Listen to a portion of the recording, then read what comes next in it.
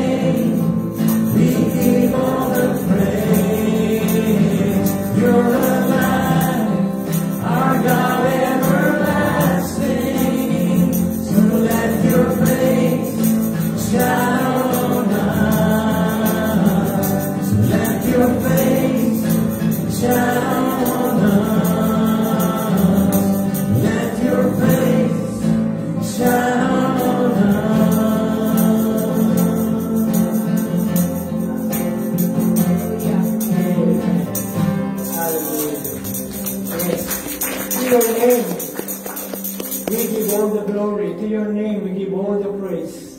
And you're alive, our God everlasting. Let your face, O God, shine upon us. Yes, God. Be blessed, God. Be honored in our gathering this afternoon. We love you, God. We thank you. In Jesus' name, we can say amen. Amen. You may be seated, guys. How are you? Okay, so we welcome our online friends subscribing to us every week, and also I'd like to thank everyone in the auditorium. Thanks for coming out. So, I thought it's gonna be 65 degrees all throughout. I was already fixing to wear a jacket. My wife told me it's 75. I have to wear back. It's Florida. Yeah, I'll be continuing on where I left last Sunday on this two-part message. And this is what I discussed to you last Sunday. I never knew you. So, and this is the word of Jesus Christ. And then I made an example that in electricity, it takes a positive and a negative charge to produce power. Okay, and that's, if you have those negative and positive charge, then you can have a live current, and then you can have electricity, you can have air, or whatever you want to use it for. It's the same thing with the Bible. The Bible has a lot of negative and positives presented to us, so that we will know if we choose the positive or the good side, then we're going to reap the consequences and the reward. And it's the same thing. God has given us that ability and the freedom to choose. If we choose knowing there is a good and bad, and He presented us the bad and also its consequences, knowing those two, and then we choose the bad side, then it's all up to us. It's all up to us. But if we choose the good side, then the blessing comes. The blessing, like, there is life in Christ. That is positive. There is death in sin. Kamatayan sa kasalanan. And so many more. And this was the text that I used. Not everyone who says to me, and this is at the judgment day, and finally we're going to praise God, not everyone who says to me, Lord, Lord, shall enter the kingdom of heaven, but he who does the will of my Father in heaven. Then you will say to me on that day, on that judgment day, Lord, Lord, have we not prophesied in your name, cast out demons in your name, and done many wonders in your name? Those are all positive and good performance. But look at the response of Jesus. And then I will declare to them, I never knew you. Hindi ko kayo kilala. Depart from me, you who practice lawlessness. The statement or the phrase, I never knew you, is not that Jesus Christ is no longer, does not know everything as an omniscient God, but it is more of a relationship. It's not just a mental awareness or a physical awareness, but it is more of an intimate, mutual, personal relationship. I never knew you. See, you've been doing all those good things, but you have never committed really your lives and your heart to God. And then, look at what it says there. This is just one, and this is, I think, is self-explanatory. And look at Deuteronomy chapter 30. This is part of Moses' farewell address. They're about to enter the promised land, and Moses is rehearsing to the people of Israel the many things that God has done in their behalf. Okay, setting them free from slavery for about 400 years. And then God said, okay, if you want my blessing to continue, in fact, I want to bless you more than the blessing I gave to your parents.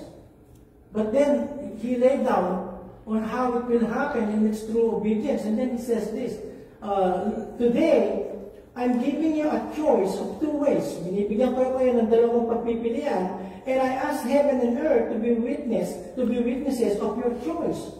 You can choose life. Look at that. You can choose life or death. The first choice will bring a blessing. That's right. It will surely bring a blessing. The other choice will bring a curse. So choose life. So God is giving us, He laid out a very good offer. And then He said, give us the tip. Okay, this is what I want you to choose. So choose life. Then you, not only you, and your children will live. Who would not like that? Your descendants, your children, and your children's children, all the way down the line, as far as God will bless you with children, choose life, then you and your children will live. So you have that choice. Okay, that's another amazing thing that God has given us, every human being, that power and that will to choose. Okay, He is not a monster, or He is not a dictator that He will give you a choice and then you have no freedom what you really like. So we have that will that God has given us, and it's up to us. Okay, like what I gave you last night in our Bible study. I want to gather you to me as a hen gathers her brood under his wings, but you would not. He is talking about Israel, because they went on and crucified Him on the cross. Now the second part is, I never knew you, is the first part, the negative. But now the positive is, the Lord knows those who are His. And we find that verse in 2 Timothy 2:19. Nevertheless, He says there, the solid foundation of God stands, having this seal. The Lord knows those who are His. Kilala ng Diyos yung talagang Kanya. And let everyone, no exception, let everyone who names the name of Christ depart from iniquity. Okay? And says, let everyone who profess and possess the faith in Christ depart from sin, or depart from continually doing things against the will of God. In Tagalog, just the same verse in Tagalog, ganun pa man, nananatiling matibay ang saligang itinatag ng Diyos, at may nakasulat na alam ng Panginoon kung sino sa Kanya, at dapat lumayo sa kasamaan ng bawat taong nagsasabi na siya ay sa Panginoon, so that everyone who names the name of the Lord depart from iniquity. Now, it's so sad, I'm trying to my best to update myself, not only with current events, but also in what's going on with the churches worldwide. Because I want to know the trend, and I want to share it to you. And it's so sad. It's so sad. The majority, it is so sad. Because the Bible tells us, in the last days, the righteous will become more righteous, but the wicked will become more wicked. And we are seeing that. We are not blind and unaware of what is happening. It's just on how it progressed, the ungodliness, and at the same time the godliness of people is very obvious, especially with all of this available technology that we can access. But then, like I said, it is so sad because a lot of churches, especially those big churches, I'm not saying they all, like I said, they're trying to promote a watered down Christianity, or sugar-coated gospel. Like what I'm showing you, sugar-coated apples or fruits. So what it means is they want to attract people by telling them that they are all right, they will prosper, they will be healthy, they will be happy, they will anywhere they lay their hands, they're going to be successful. And then just confess the things that you want, the things that you desire in your heart, and then things will happen to you. Okay? And then it is true that God gives. I'm not against. God wants us to be healthy, happy, and healthy. Okay? He wants us to be in that condition. And yet, that is not all the gospel. The gospel on the other side teaches about repentance. It teaches about sin. It teaches about a holy life that we live on a day-to-day basis. So it's not just the blessing but how we live will determine if we are really blessed. And no wonder some of them, they attract 35,000 people every Sunday. Okay, you know, that's huge. They can fill out a big gym with that. And then it's what they're done. So I remember when I was growing up, we were poor. I mean, not that we just think we are poor. We are really poor. My mom will prepare us pineapple juice. It's my favorite. It's only now that I don't drink it anymore because of my type 2. Because it's, it's so rich in sugar. But anyway, it was only here in the US when I first came here that I really enjoyed almost concentrated pineapple. But when we were growing up, my mom would just buy a small can of pineapple. We are 7 in the family. We are 7 siblings. Plus 2, my mom and my dad, so we are 9. And she will just buy a small can of pineapple. It's not even concentrated. And she's gonna mix that with at least 2 pitchers of H2O. So you can see the color is still there. The taste is almost there. Okay, but you know it's already watered down. But just for us all children to be able to drink so-called pineapple juice, she has to put a lot of water in it. Okay? So you can have the taste that it's pineapple. Okay? And it's the same thing with the watered down gospel that we are preached. Who would not like that Sunday after Sunday after Sunday, that the message that you are hearing, that you are good, you are fine, you will be successful. Just say it, and it will happen. Without telling them that you have to amend a lot of things in your life. I just want to quote this. And this is from Joel Osteen. Okay. From his book, Your Best Life Now. Look at what this says, and I'm just quoting, okay? If you develop an image of success, health, abundance, joy, peace, happiness, nothing on earth will be able to hold those things from you. So that's what you call law of attraction.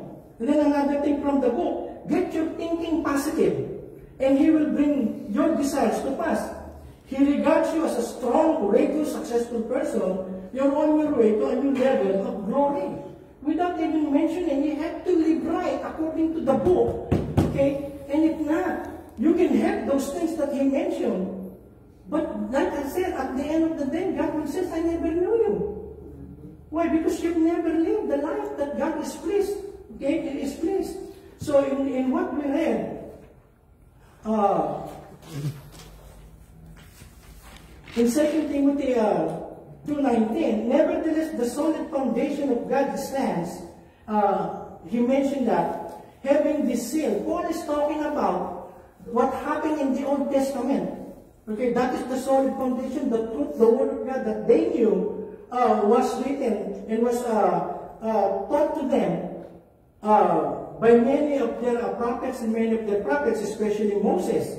He says, God's foundation is firm and unshakable. That's talking about the Word of God. And he was referring to this. That 2 Timothy 19, Paul was referring to this incident. You'll find it in number 16, and it's almost similar to what you will read in Deuteronomy chapter 30. Okay? Look at, and like I said, Moses was rehearsing to them the behavior that they need to do as far as God's commandments is concerned once they enter the promised land. Okay, and he mentioned this in verse 4. When Moses heard this, he bowed his face to the ground to show he was not being proud. So, meaning that he is humbling himself. Look at what in verse 5. There's a rebellion that happened. Okay, before I read verse 5. There were three people. I think it's Biram, Nadab, Abihu, and the other one. And they're saying, Moses, you are making too much of yourself. You think that you are so holy, more holier than us. Okay? And they're from the priesthood. And then Moses said, no, it's not me. It's God who tells us this, the things that I'm telling you. So they are rebelling against God. So remember this. Just be careful. When you say something bad or be careful in criticizing God's leader. I'm not saying that because I'm the pastor of this church. Okay? Being a pastor or a minister or a rabbi, that means that person is representing God to the people. Okay? And whatever the people's response or reaction to that leader, they are actually showing their disagreement or showing their disdain to the God whom that person is representing in God who sent them. So Moses, no, you're not fighting against me. You're not saying the bad things against me. I'm representing him. I'm representing God. So, and then Korah, son of Abiram, is one of these guys who are not so happy with how Moses leading the people. And look at what he said. Then Moses said to Korah and all his followers, tomorrow morning. So God has already told, in fact, God told Moses, I'm going to kill them all. Okay, I'm going to kill them all. I'm going to raise another generation from you. But Moses interceded for them. No, don't do that, Lord. Don't do that. The Egyptians and all these pagan nations will hear that you deliver them, but you're not able to keep them alive. So, but then it comes to this. Tomorrow morning, the Lord will show who belongs to Him. Okay? And then He will show who is holy. That the word holy means set apart. Okay? For God's use. And He will bring that man near to Him. He will choose him and bring that man near to Him. So God says, okay, you just go, you just come. And if you read the whole, it's very tragic. God let them come, and all their friends and all their families that are saying all these rebellious words and feelings about you and about me. And then you know what happened? When they were gathered with their incense, God opened the earth. Bumuka yung lupa. And God swallowed. And the earth swallowed Korah, Abiram, and the other guys, and everyone that was with them. Can you imagine? That's a very scary thing to witness, that God literally opened the earth, and then when they all dropped down, and they closed, and they all died. And that's what Paul is telling Timothy, because Timothy, in the church, they said that Timothy is the pastor of the church in Ephesus. They are having a problem in the church. Okay, as this was true back then, it is true even in our time. Churches do go through problems. But the number of problems that they're having back then are false teachers. There are some false teachers who are teaching that Jesus Christ did not resurrect, and a lot of other things that is not biblical. In fact, they are proposing that the believers to believe fables and things like that. Another thing is there is a severe persecution happening on the church, because they are living in a pagan society. The governments are all pagan. So when they found out that there is this group that are coming out, and they don't agree with what they believe, with their believing. In fact, the one thing that they question is the communion. Remember, Jesus Christ said, "Take this blood. Whoever eats of the bread eats my flesh, and whoever drinks of this blood drinks of this cup drinks my blood." So to them, they take it literally. They think they are cannibals. So they think they are offering their children or their members. They slaughter them. They get the blood. They drink it literally, and then they eat the flesh. So that's why they're saying, "Oh, this group are Christians," but that's not what's happening. It's not literal that they are drinking blood and eating flesh, human flesh. No, that is not. That's symbolical. Jesus Christ even raised it up. It's symbolical. But that's one of the reasons that they are being persecuted. Another thing, they don't bow down to the emperor of Rome. Because the emperor thinks himself that they are a deity, that they are God, and not bowing to them is treason. Okay, and they can just kill you. That's what they did to many of the believers back during that time. So with that background, Paul is telling Timothy, the Lord knows those who are His.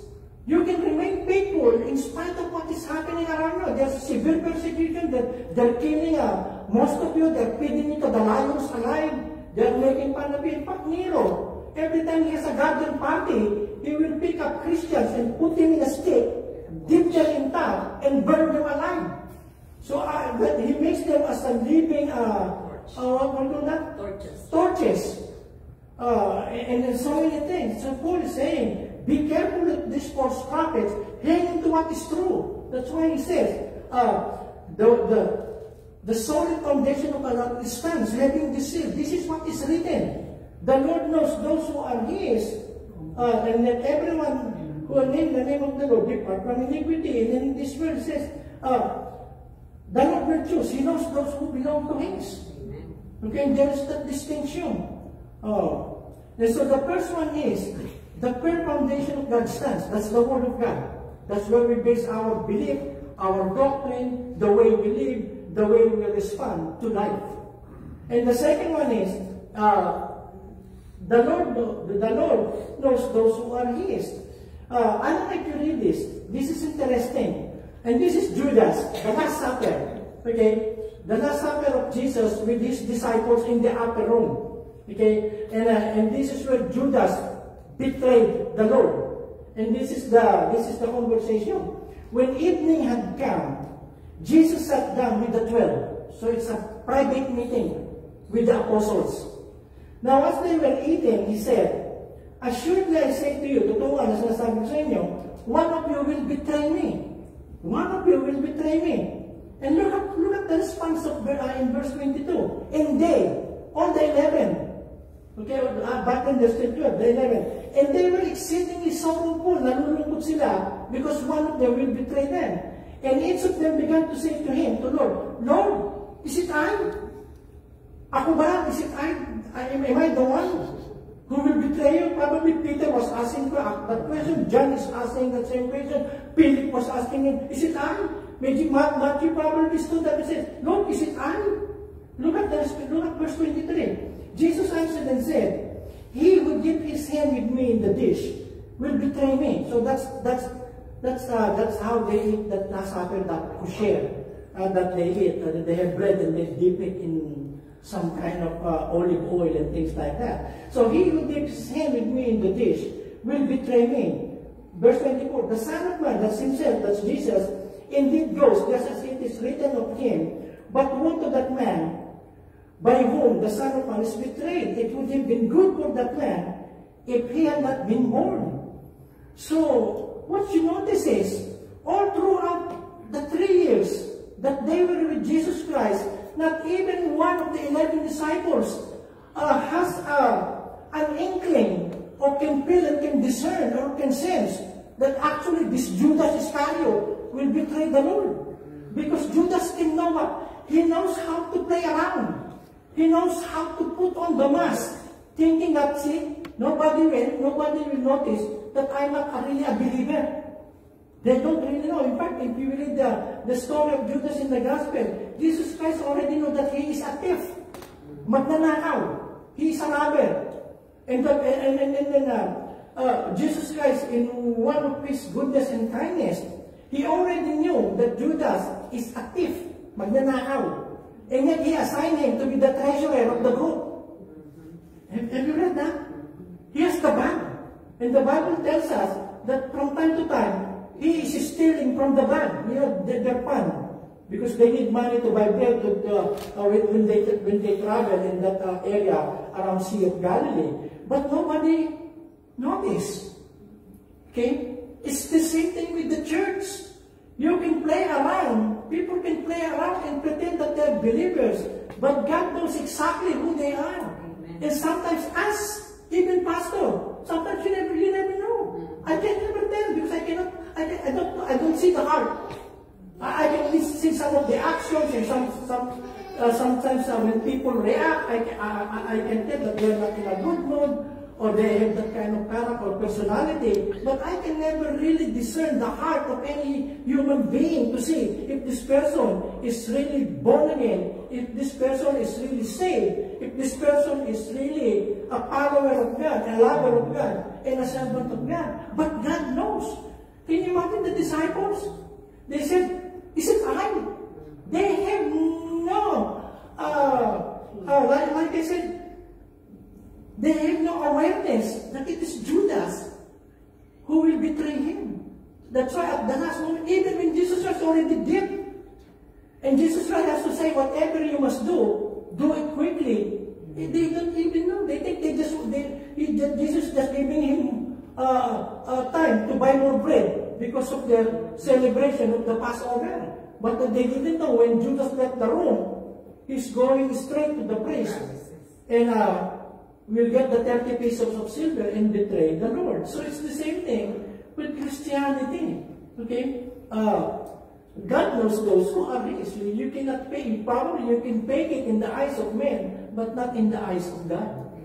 He knows us true and true. Okay? And then the third thing, we have our responsibility. It says that everyone who names the name of the Lord depart from wickedness, from iniquity, or live a life that is pleasing to God. Let everyone, no exemption.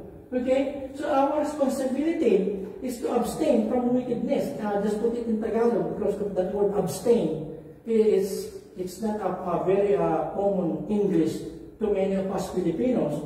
Ang ating tungkulin, lumayo o umiwas sa lahat ng kalikuan. And then I put the picture. If we are Christians, we don't need to bargain. We don't need to negotiate with sin. If it is sin, it's sin. And our response should be no. I'm a child of God. That is not anymore my way of thinking, my values in life, and the way I want to live my life. Look at 1 Thessalonians 4:7. Are you still there? Amen. Look at this. Look at our calling. It's not so much to be a pastor, to be a missionary, to be a Sunday school teacher, to be a choir leader, and all those things. God chose us to be what? To be holy, to be separated. Okay, for Him. So then, He does not want us to live in sin. Okay, we still sin. All of us, we still sin. But we are not sinning willfully and intentionally. Okay, sometimes, hello? Yes. Yesterday, on my way to the Bible study, there was a car beside me, and I'm in the wrong lane. I have only a short distance, and it will bring me to the exit 295 South. But we need to go straight Collins to go to Francis' house. And it so happened that the car, I didn't see Noel. Okay, and auntie and uncle and Grace was there. I didn't see Noel, but I see the nose of his car is just moving and it's still red. So I was thinking, if he's gonna be slow, stepping on gas, I will beat him. I'm pastor. So I did it because I'm going to be able to the exit. And then when we got to the place of Pimenta, he says, Pastor, you cut us. You cut us, Pastor. We know your car. We saw you, you cut us. And then one of them said, did you not preach last Sunday? Somebody cut you. No. And I can't sleep last night. When I woke up this morning, my wife reminded me, how dare you do that to Noel? Forgive me. I've sinned. I betrayed you. So, He chose us to be holy. He does not want us to live in sin. And right away, but I invited you, can you please sit beside me here while I'm eating? I want you to know that I'm really sorry what I did to you. In fact, he was thinking to get even. It's good that 3 passengers told him, no, please don't do that to the pastor. But anyway, so God chose us to be holy, to be set apart for God. Okay, and then look at, if you continue on reading 2 Timothy, and this is what He wants us, on how He wants us to behave as believers. 2 Timothy, look, I will read. Flee also youthful lust. Okay, that's the age when human beings, they are driven by what they feel, that their flesh and what they, what this flesh like. It says flee. Okay, the only way that you can avoid that is fleeing. Tumakbo. Flee also youthful lust, but pursue. It says pursue righteousness, faith, love, peace with those who call on the Lord out of a pure heart. So He wants us to continue on and to do the best that we can to pursue righteousness, being right with God, and then with faith, and then love. That's towards other people, peace with those who call on the name of the Lord out of a pure heart, especially with God's people. And then look at verse 23. But avoid foolish and ignorant disputes. Like I said, those are the false teachers that they are encountering during their time. They just want foolish arguments. Okay? Like, foolish argument is like this. Which one comes first? The hen or the egg? The egg. Oh, see, the egg. And then somebody says, where did the egg come from? The hen. Where did the hen come from? Hello? Those are this kind of foolish. It will never end. Hanggang pag-away na kayo. Sabunutan kayo dahil sa itlog. See, but avoid foolish and ignorant disputes, knowing that they generate strife. It will generate strife if it is stupidity and foolishness, and it's not in the Bible. Stop it. No, because it will just ruin your relationship, and it will just make you look foolish. Verse 24. Look at this. And a servant of the Lord, that is us, believers. And a servant of the Lord must not quarrel. Must not quarrel. We must not be a quarrelsome people. There are some people who are very troublesome. Okay, you cannot avoid them. Like say, like at work. Whichever company you go to, you will encounter people there who are hard to get along with. Hello? As long as it is not you, it is good. I say, okay. Okay, so because some people are saying, oh, the management at work is so negative. The management at work are very insensitive to the needs of the ordinary workers. But then you're going to transfer to another company, you will see it's worse than where you came from. Hello? Yes. You know what I'm talking about. So, but you must not quarrel, even in church. Sometimes like I said, like I mentioned once or twice, we are all raised in a different family background. Some of us, we are raised in a family that are very conservative.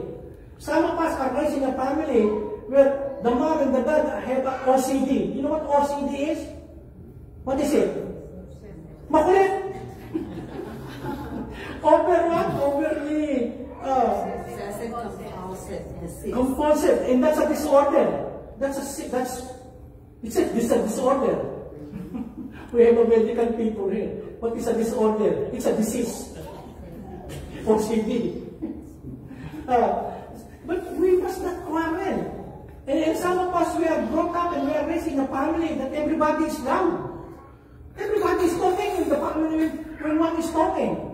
So you grew up with that and you come to church, okay, and you just want to talk.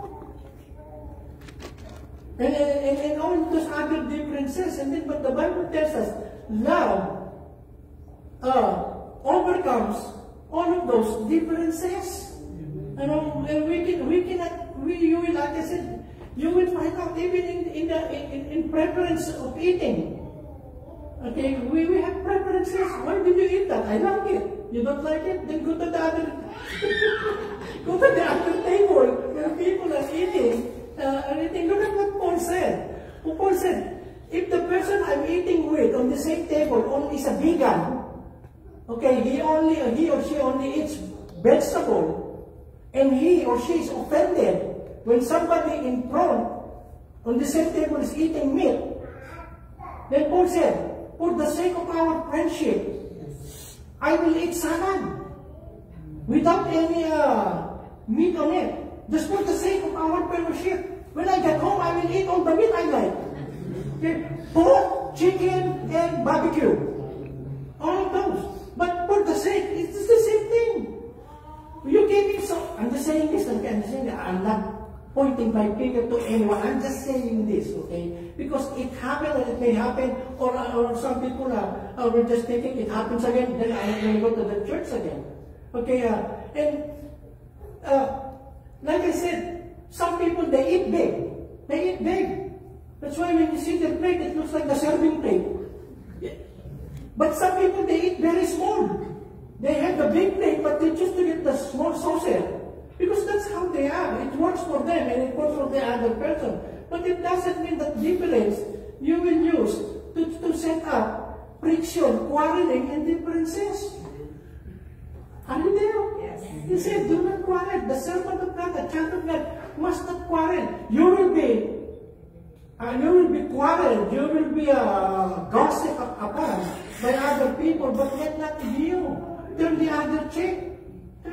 It's not literal, but it's saying, so weird, let them. But I'm not going to go to their level of quarreling because they don't like me or they don't like the way I do things. Okay, look at this. Be gentle to all. It's not saying that we hug and we just tap everybody on the shoulder. Just be gentle to all. Like I said, some people are still growing in their faith. They are not there yet. Okay, some of their personality and character and their mouth are not yet refined. Hello? Yes. One time, my mom, when she was still with us and she was still alive. She is one of my Sunday school students. My mom. She's back then she has a very poor vision, and then all of her classmates are mostly members of AARP, 60 and above. So if I'm teaching and I tell them, okay, turn to Matthew chapter 5. I'm telling it that take them 30 minutes to find Matthew. And even one of them raise their hand and told me, Pastor, it's not in the Bible. But anyway, that's how they are. So one September, my mom's birthday, September 24, she invited a few of her friends from that Sunday school class. There's a few. Okay, because we cannot feed all of them. There are a lot of them. So she just selected a few, probably 5, among probably 15 of them. And my mom told them, that was Saturday afternoon, my mom told them, I didn't invite the rest of our group because we don't have much to feed them. Okay, it's not that you are special, but it's so happen that I'd like you to celebrate my birthday this afternoon. Please, tomorrow in church, don't tell them about what you experience in our house. So that just to avoid any friction, to avoid bad feelings. You invited her, you didn't invite me, we are all classmates. So my mom said, and I also second the motion, please, when they ask you, they will not ask you, then don't volunteer any information that you've been in our house. And you ate some of the food that that my mom offered you. And guess what? Sunday, in our classroom, one of the old ladies that were invited in our house. Oh, you know what?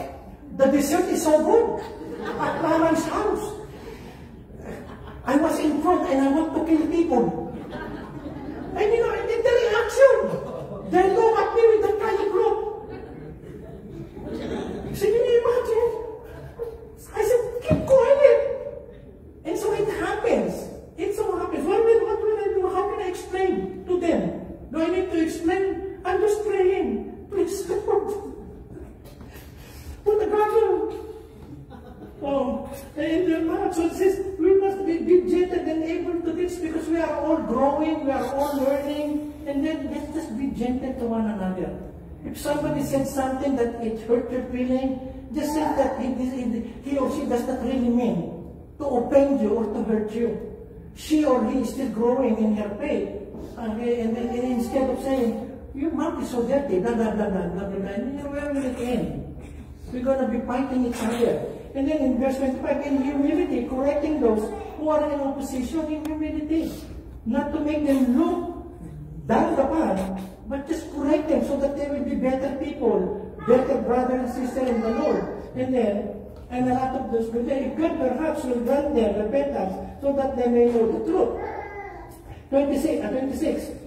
And that they may come to their senses and escape the snare of the devil, having been taken captive by him to do his will. So it's giving us some ways so that we can better our personal life, our relationship with God, and at the same time, our relationship with other people. Okay? We are not quarrelsome people. There are only too much violence and quarreling in the world. That should not be a part of their quarrels. Okay? So it's always good to say in humility, I'm sorry. Like I said, I cut you yesterday. I'm sorry. You want me to sing it? I'm sorry for the things I've done. I know that I will end. Then there is that mark of true discipleship. This is something that is evident.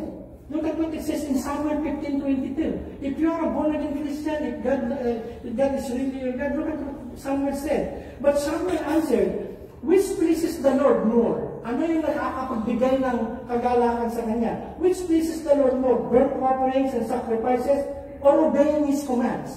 Okay?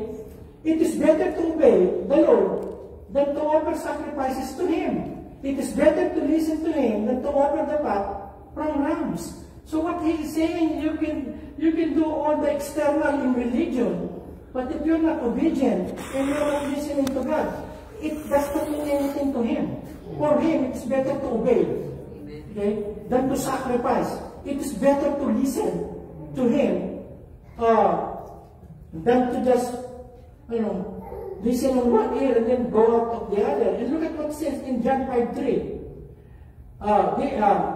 Loving God means obeying His commands, and God's commands are not too hard for us. And then in Deuteronomy, again, chapter 30, but the word is very near you, in your mouth and in your heart, that you may do it. So, it's not hard to obey the Lord's command.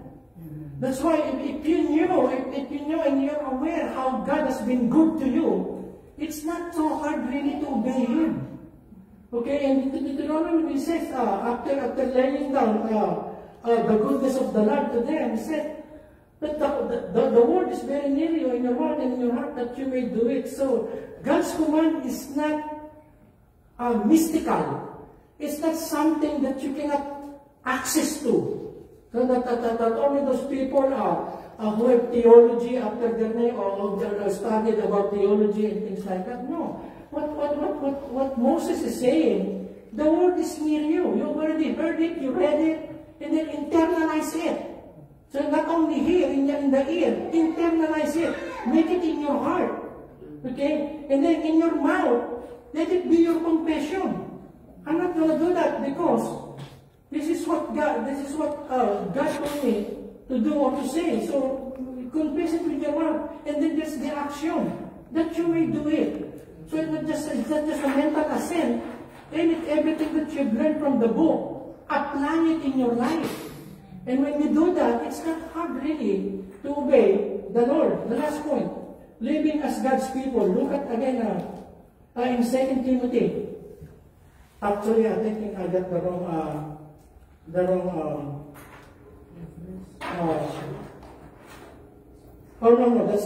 good. That's only 20 to 21.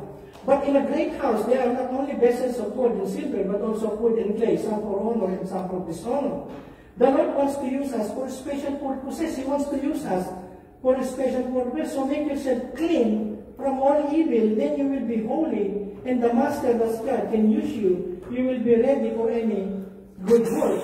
Verse 20, it's just like in a house, like the moms, the wives. In your kitchen, you're keeping there some utensils that are only for a special occasion. Am I right? I remember my mom, she has a big china where all her wedding gifts, spoon, fork, cups and saucers and things like that. Every time we're going to ask kids, we're going to get one plate to use, my mom will say, don't use that, that's only for guests. Can you imagine? She is saving the best, not for us as her children, but for the guests. And how many guests do we have in a year? Just 2. Her sister and her brother-in-law. But even one says, don't touch those spoons, don't touch those plates, those cups. Those are only for special occasion for special people. So that's what he's saying. And even in church, the way we respond to God in faith, we become special tools in the hand of God. Okay? But the main thing he says, He wants to use you for a special purposes, all of us. Okay? But the one thing that He wants is to make ourselves clean. Okay? We are in the world, but we are not of the world. Okay? Look at Romans. So I beg you, brothers and sisters, this is Paul saying, because of the great mercy God has shown us, offer your lives, yourselves, as a living sacrifice to Him, an offering that is only for God's use only, and pleasing to Him, considering what He has done. It is only right that you should worship Him in this way, the offering of our lives. Okay, and then verse 2, don't change yourselves to be like the people of this world. Okay? We look so much at the people of Hollywood. No. Don't be enamored by those people in Hollywood, but be enamored by the Holy Word. The Holy Word, not the Hollywood. Don't change yourselves to be like the people of this world, but let God change you. What? How? Yes. Inside, with a new way of thinking. Then you will be able to understand and accept and what God wants for you. You will be able to know what is good and pleasing to Him and what is perfect. So before you will go, you will know the perfect will of God for yourselves, for your family, is first, you have to what? To live a life that is offered to Him. Hello? Amen. The Lord knows those who are His. Amen. I like what C.S. Lewis said. You know C.S. Lewis? He is the author of Narnia. Okay? And he's a very brilliant person. Look at what he said. We must show our Christian colors if we are to be true to Jesus Christ. Amen. We are not chameleon. No, that we are Sunday we are Christian, Monday we are like worldly people. No. Let us show them our Christian colors because we are true disciples of Jesus Christ. Amen. So God bless you, Lord. We thank you, God, for your word. We thank you, God, that you have chosen us not because we have done so many good things in our lives, but you have chosen us because you love us and you're gracious to us, God, and you have chosen us for the sake of your Son, Jesus Christ. I speak now your blessing to all your people who heard your word, God. Lord, I pray that you touch and your blessing and your Holy Spirit will continually work in our lives, including myself, that daily, God, we can present ourselves holy and acceptable to you, which is the kind of worship that pleases you and that you're looking for. We thank you, God, in Jesus' name. Amen and amen.